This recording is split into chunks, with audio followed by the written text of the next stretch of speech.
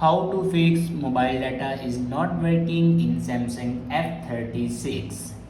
So let's start the video. First of all, open settings.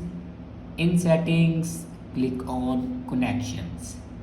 Now here you can turn on or off your flight mode. After turn on or off your flight mode, then go back and check your network connection works properly or not. If it doesn't work properly, then scroll down and here you can see the option general management. Now click on it and then click on reset.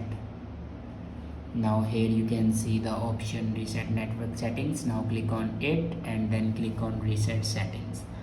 After reset the network settings, then go back and click on factory data reset. Now scroll down and click on reset.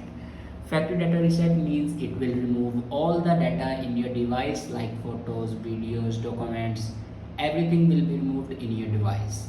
After do factory data reset, your problem will be fixed.